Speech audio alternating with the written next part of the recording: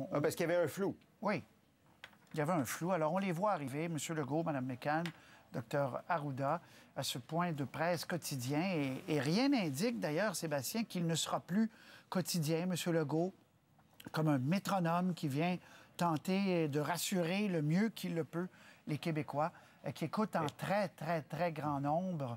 On m'a laissé entendre, par contre, qu'il pourrait prendre peut-être une journée de congé En fin de dans semaine. un avenir rapproché, oui. Bien, oui, on comprendrait tout à fait. On comprend, oui, en effet. Et peut-être la vice-première ministre pourrait prendre le relais à ce moment-là.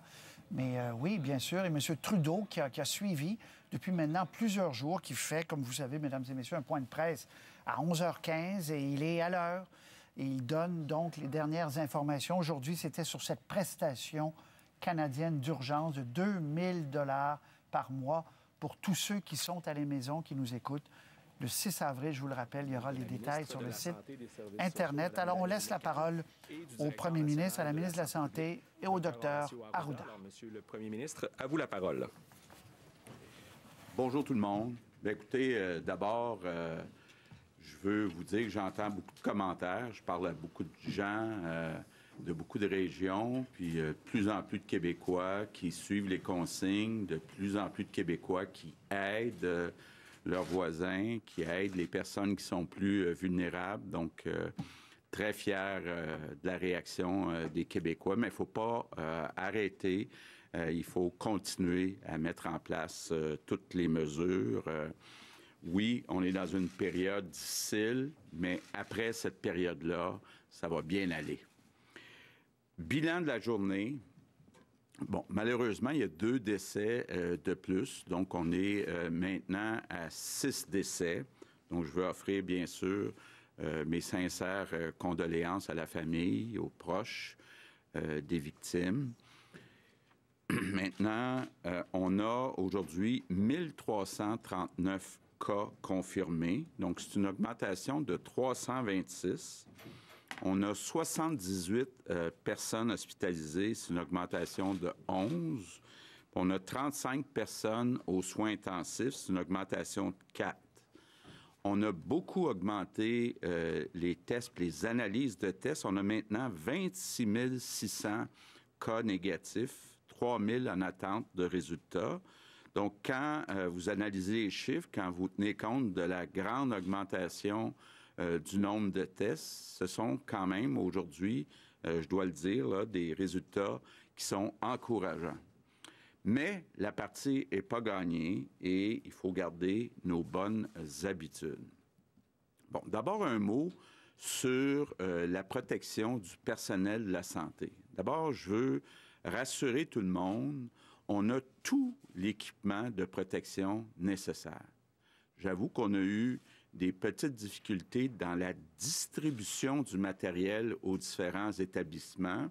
Puis on est en train de corriger ça, là. Donc, il n'y a rien qui va être négligé pour protéger notre personnel de la santé. Puis il n'y a pas de raison parce qu'on a tout l'équipement pour les protéger. Bon, maintenant, je reviens sur les résidences de personnes âgées. On a actuellement au Québec 3 résidences de personnes âgées qui sont infectées. Il y en a une dans la Nodière, une à Montréal, puis une en Estrie. Bon, d'abord, je vais vous dire que dans ces 3 résidences-là, toutes les mesures nécessaires ont été prises. Mais c'est très important, on le dit depuis le début, de tout faire pour qu'on augmente le nombre de résidences de personnes âgées infectées. C'est important parce que même s'il peut arriver, puis on a vu des cas où il peut y avoir des conséquences graves pour des plus jeunes, il reste que les probabilités sont beaucoup plus élevées chez les personnes âgées d'avoir des conséquences graves. Et puis évidemment, bien, quand il y a des résidences de personnes âgées, partout, que ce soit au Canada, aux États-Unis, c'est là qu'il y a le plus, malheureusement, de conséquences graves quand l'infection rentre dans les résidences de personnes âgées. Donc, je répète les consignes. Je sais que c'est dur, mais pas de visite dans les résidences de personnes âgées. Les sorties des résidents doivent être faites sous supervision. Là, j'ai un message, entre autres, pour tous les propriétaires de résidences de personnes âgées, publiques, privées. c'est important d'abord de bien s'assurer que toutes les mesures nécessaires sont prises pour que le personnel soit en sécurité puis garde les résidents en sécurité. Puis toutes les mesures, quand on reçoit la nourriture aussi, doivent être prises au cas où la nourriture serait infectée. Donc, très, très important de bien s'occuper des résidences de personnes âgées.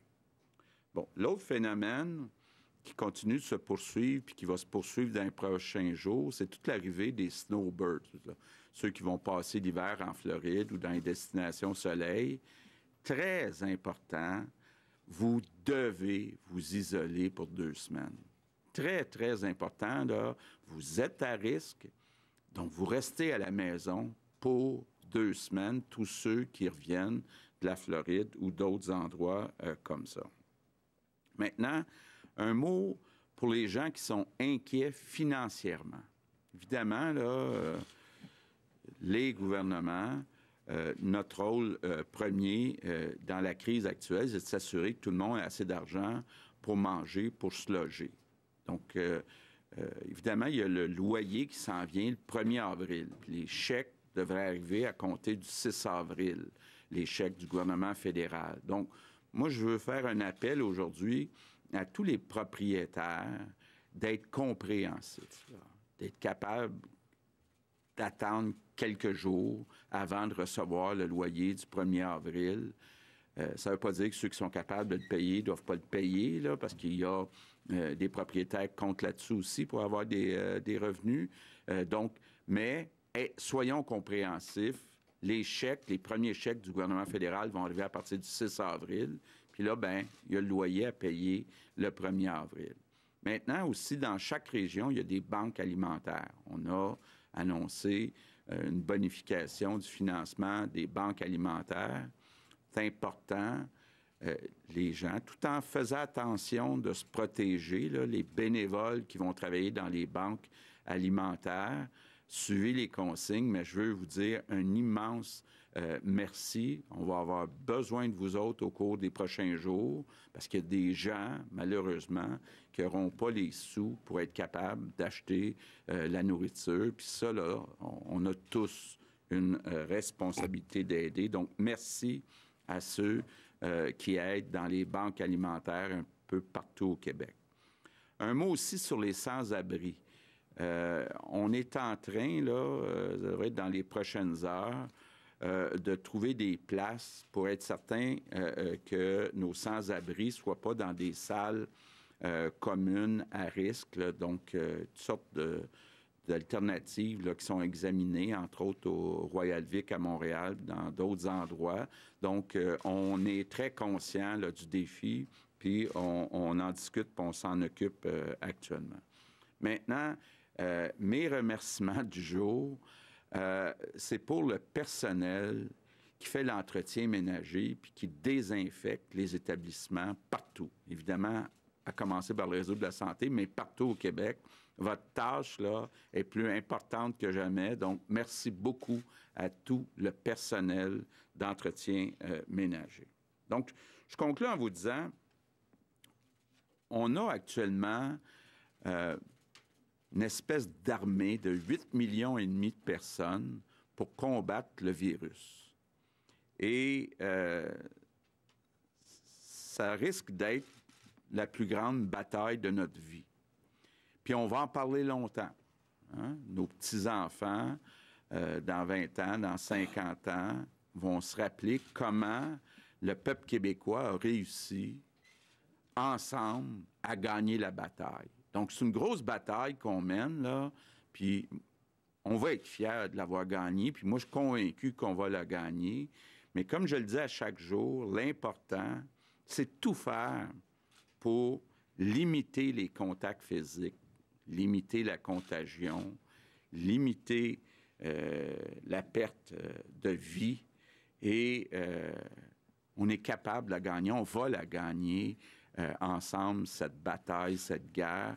Mais j'ai besoin de vous, je compte sur vous. Merci.